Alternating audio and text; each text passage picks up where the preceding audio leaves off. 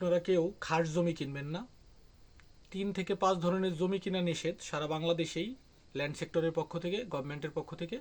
তার মধ্যে অন্যতম হচ্ছে খাস জমি বা খাসমহল। সরকারের অর্পিত কোনো সম্পদ কিনবেন না। জেনে বুঝে কেউ আগুনে পা দিবেন না, এটা হলো আমাদের পরামর্শ। আমি ল্যান্ড সেক্টরে প্র্যাকটিস করি, আমার ক্ষুদ্র অভিজ্ঞতা থেকে বলি, খাস জমি কিনলে ভবিষ্যতে আপনাকে সাফার করতে হবে। হয়তো একটা সরকার আপনার পক্ষে আছে বা স্থানীয় কোনো প্রভাবশালী লোক আপনার পক্ষে আছে, আপনি এটাকে ট্যাকেল দিলেন। দেশের পরিস্থিতি, আইন, ল যে কোনো সময় পরিবর্তন হতে পারে। অতএব খাস জমি, সরকারের অর্পিত জমি, অ্যাকোয়ারকৃত জমি কেনা থেকে বিরত থাকবেন।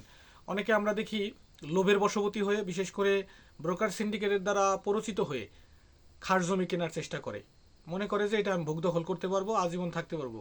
দেখুন, আপনি যদি একটি খাস জমি কিনেন, হয়তো আপনি 6 মাস, 6 বছর, 10 বছর ব্যবহার করতে পারবেন। After a time it will be cover, it will be uncover. কেন বললাম কথাটা? একদিন না একদিন এটার মূল সত্য কথাটা বের হয়ে আসবে। এবং খাস জমি কেনার অপরাধে গভর্নমেন্ট অথবা সাময়িক সরকার বা যে কোনো সরকার আপনার বিরুদ্ধে অ্যাকশন নিতে পারে। এজন্য খাস জমি, আবারও বলছি, আই রিপিট, খাস জমি, অর্পিত সম্পদ, একরকৃত সম্পদ বা সরকার ঘোষণা দিয়েছে যে এই সম্পদের মালিক বাংলাদেশ সরকার, সেই ক্ষেত্রে আপনারা কোনো এই ধরনের কাজের সাথে লিপ্ত হবেন না। সে যত বড় কাছের লোক হোক, যত বড় বিজ্ঞ লোকই হোক, আপনাকে জেনে বুঝে তারপরে এই কাজটা করতে হবে। কারণ এই ধরনের যদি কাজ করেন, তাহলে বাংলাদেশ সরকারের যে ল্যান্ড ল রয়েছে তার পরিপন্থী কাজ আপনি করলেন, ভবিষ্যতে আপনি সাফার করবেন, যে কোনো বিপদে আপনি পড়তে পারেন, এটা মাস্ট।